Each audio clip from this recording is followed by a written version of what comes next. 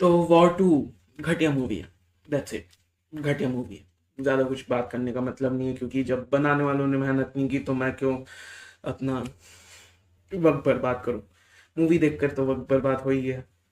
तो घटिया मूवी है, मैं रेकमेंड नहीं करूँगा। अगर तुम्हें अपना मूड खराब करना है तो बिल्कुल जाकर देख सकते हो, लेकिन मैं तो रेकमेंड नहीं करूँगा। ना गाने अच्छे, प्लॉट लाइन तो जमाने से कभी अच्छी लिखी ही नहीं है इस बार यूनिवर्स वालों ने। तो क्या ही, ना प्रेजेंटेशन अच्छा ना एक्शन अच्छा। सो कॉल्ड एक्शन मूवी का एक्शन ही अच्छा नहीं है, वाहियात। मतलब ऊपर हवा में प्लेन के ऊपर लड़ाई चल रही है और क्यों टाइम वेस्ट करो। घटिया मूवी है, कोई जरूरत नहीं है देखने की। वाहियात, घटिया हर एक तरीके से। और जो supposedly the most hyped movement था कियारा आडवाणी का, वो भी no point, not at all, कोई पॉइंट नहीं है। तो घटिया मूवी, मैं रिकमेंड नहीं करूंगा। बाकी आगे तुम देखो। उसके बाद इस साल की दूसरी सबसे हाइप्ड मूवी कूली, जिसको डायरेक्ट किया है लोकेश कनकराज ने, स्टारिंग भतेरे एक्टर्स। मतलब मेन में तो ऑब्वियसली रजनी सर हैं, उसके बाद नागार्जुन, सोबिन, आमिर खान, और भी बहुत लोग हैं, बहुत बहुत सारे लोग हैं, सत्यराज वगैरह वगैरह, श्रुति हसन, बहुत लोग हैं, बहुत सारे लोग हैं। और उन सब की एंट्री में ही मूवी निकल जाती है प्रीटी मच। लेकिन उन एंट्रीज के बाद उनके कैरेक्टर्स का कुछ डेवलपमेंट या फिर आगे प्रोग्रेस वगैरह होता नहीं है। मूवी बुरी नहीं है, बुरी बिल्कुल नहीं है, लेकिन उतनी अच्छी भी नहीं है। ठीक ठाक सी मूवी है। उतनी हाइप या फिर इम्पैक्टफुल तुम्हें नहीं लगेगा जो तुम थिएटर से बाहर आओगे। बस लगेगा कि हाँ, कुछ एक आध एंटरटेनिंग शॉट्स थे, सीन्स थे, कुछ एंटरटेनिंग एक्शन था, लेकिन सच तुम्हारे ऊपर एक इम्पैक्ट छोड़कर जाए, वैसी मूवी नहीं है। टाइम पास के हिसाब से ठीक है, लाइक ओके ओके, उतना बिल्कुल कि तुम फैन निकल के आ जाओगे भाई साहब रणवीर सर को क्या बढ़िया सा एक्शन करते हुए देख लिया, वो नहीं है। हाँ, उनका बहुत ऑरा फार्म किया गया है, बहुत स्वैग दिखाया गया है, लेकिन हाँ ठीक है, आगे बढ़ो, वैसा टाइप की फीलिंग आती है। इससे बढ़िया मुझे जेलर ज्यादा इम्पैक्टफुल लगी थी।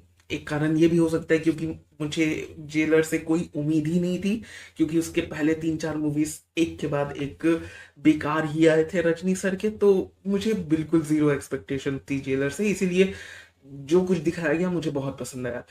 लेकिन यहाँ बस मुझे एक्सपेक्टेशंस थी, क्योंकि डायरेक्टर यहाँ लोकेश कनकराज है।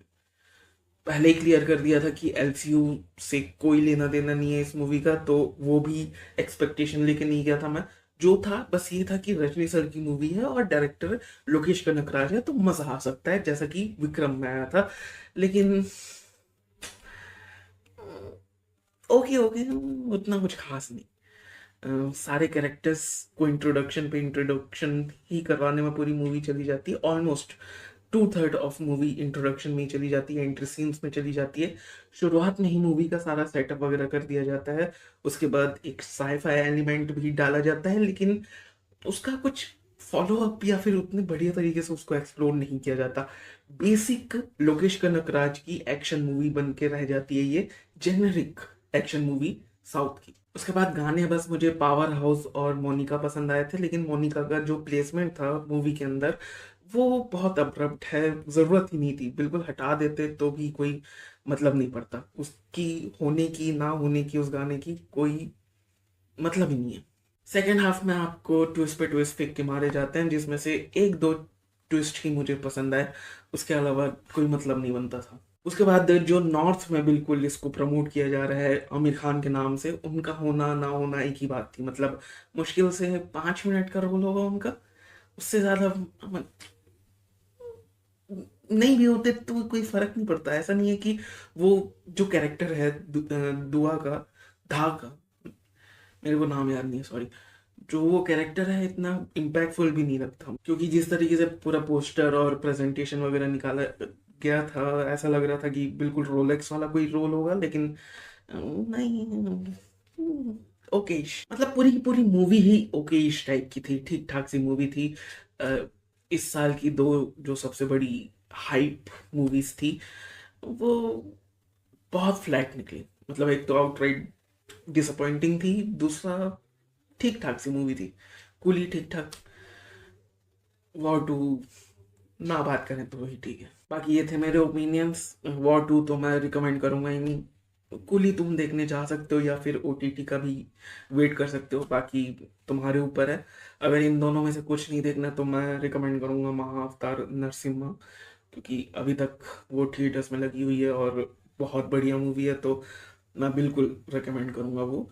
बाकी अगर तुम वो देख चुके हो तो अगर थिएटर्स जाना ही है, कुली रिकमेंड करूंगा मैं। वॉर टू तो बिल्कुल भी नहीं। अगर वो भी नहीं तो ओटीटी में वेट कर लो कुली का। वॉर टू तो ओटीटी में भी मत नहीं देखना। बाकी ये थे मेरे ओपिनियंस, मेरे व्यूज। तुम अपने ओपिनियंस नीचे कमेंट सेक्शन में लिख सकते हो और मिलते हैं अगले वीडियो में। तब तक के लिए बाय और सब्सक्राइब करो, क्योंकि सब्सक्राइब करना बहुत जरूरी है। Okay bye.